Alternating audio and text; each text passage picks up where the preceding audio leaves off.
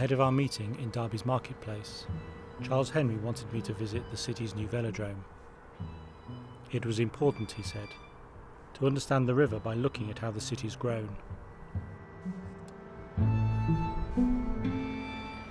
It stands on old industrial land, a gas storage compound, and this land remained undeveloped for centuries.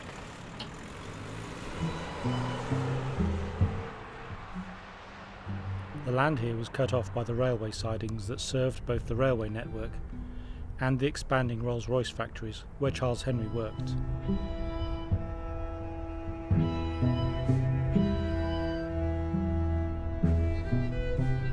From there I followed the river into the city and left the riverside path to find the marketplace.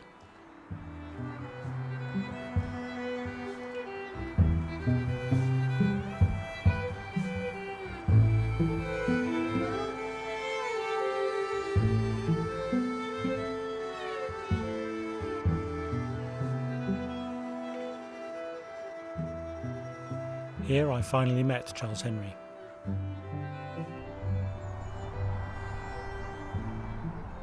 The Georgian assembly rooms were lost to fire after Charles Henry's time.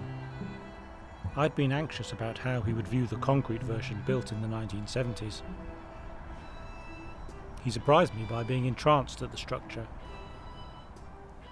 From the market, we made our way further up the river to the silk mill, which stands on the site of the world's first successful factory.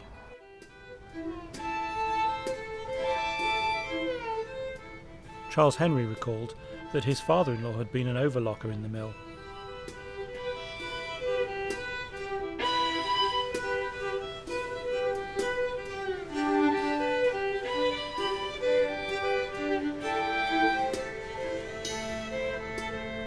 "We should look," said Charles Henry, "at another world first."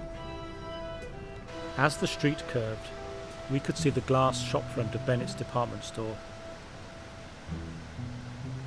It's been there under various owners for over 280 years. "So," said Charles Henry, "forget London, New York or Ireland, this is the world's first and longest surviving department store."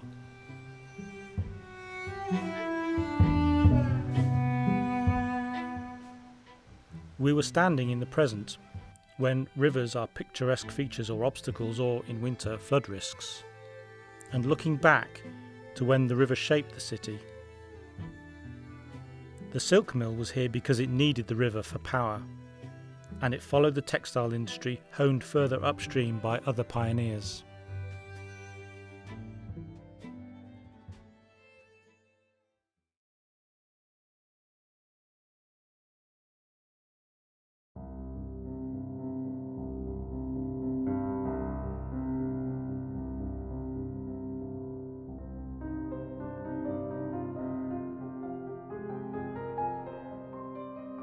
We arrived in Belper to find the Derwent wide and slow in the Victorian pleasure gardens.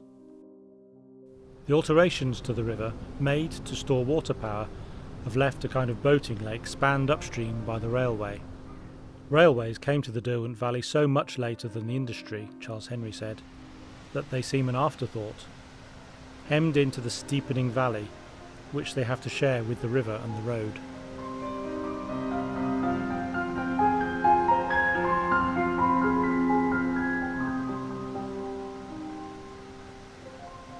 The North Mill, said Charles Henry, is modestly sized. It sits between the vast brick East Mill and the modern Courtaulds factory.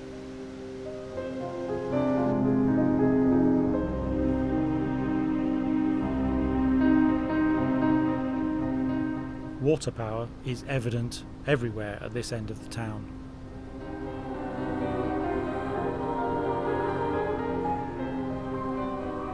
At a time when Britain and the newly independent United States of America were still in conflict, Slater the traitor fled the country from Strutt's Belper mills with inside knowledge of the process and founded his own textile empire in Rhode Island and Massachusetts.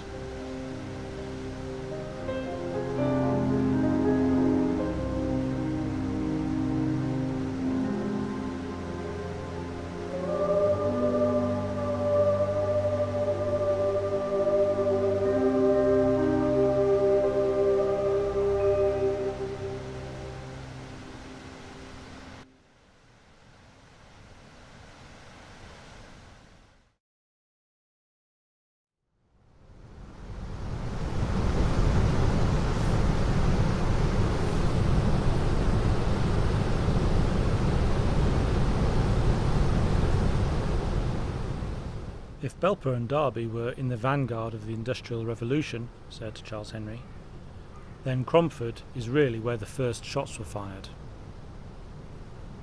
We walked from the meadows into Arkwright's Cromford Mill. This was the first successful water-powered cotton mill in the world. The technology spread across the region and around the country.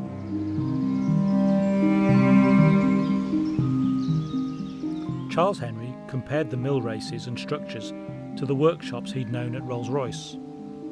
They represent, he said, the pace of innovation, and it happened here along the Derwent.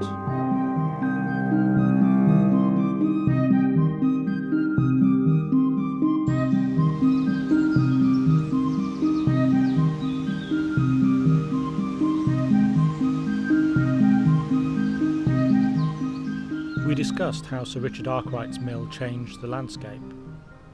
It needed transport before railways were thought of, so they created the Cromford Canal.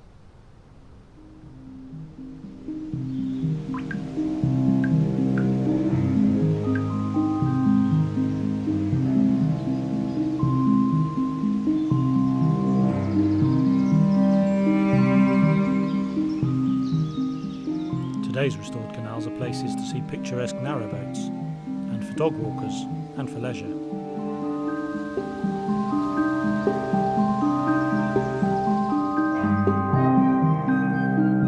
The Cromford Canal still passes between sheep pastures that hint at a time when ordinary people wore woolen cloth before the advent of cotton and silk.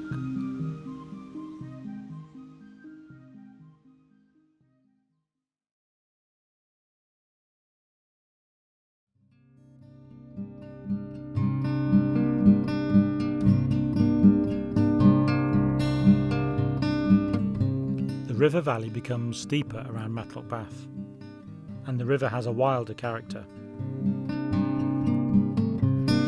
The power that carved the valley and drove the mills now provides a place for outdoor pursuits.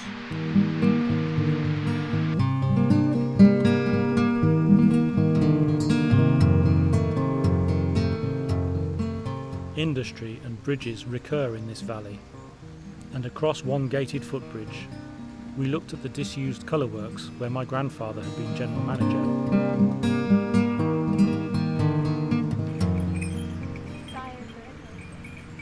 Victorian tourism adopted Matlock Bath as an inland resort.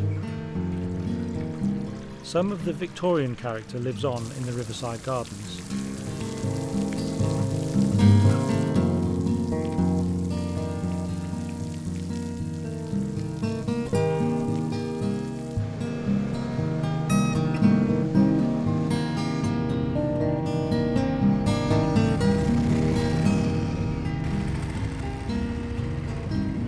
The roads of the Peak District attract bikers, and the town benefits from year-round visitors.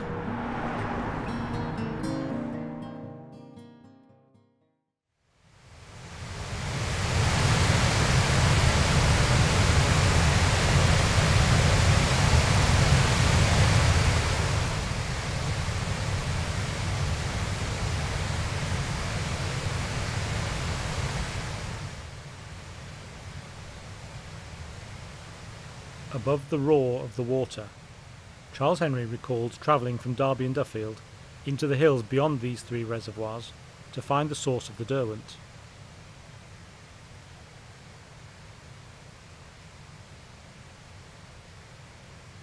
The first dams, Howden and Derwent, flooded the valleys and created the Howden and Derwent reservoirs.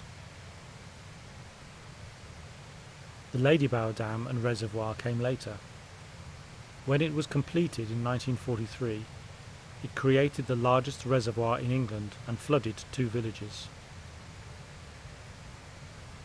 Charles Henry spoke about the lost villages of Ashopton and Derwent, still visible when the water levels drop.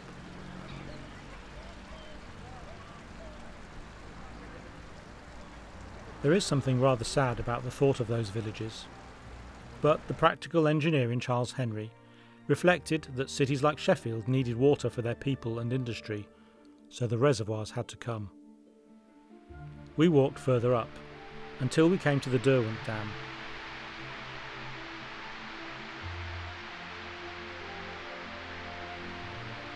Here the water cascades over the top in wet weather, forming a veil down the dressed stone of the dam wall.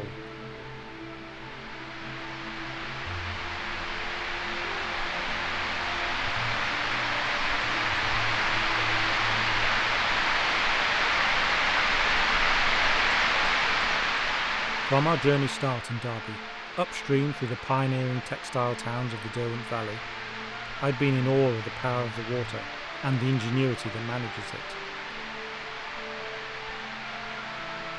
Charles Henry Hare, my great-grandfather, brought me to this viewpoint, and I retraced my steps down the valley alone.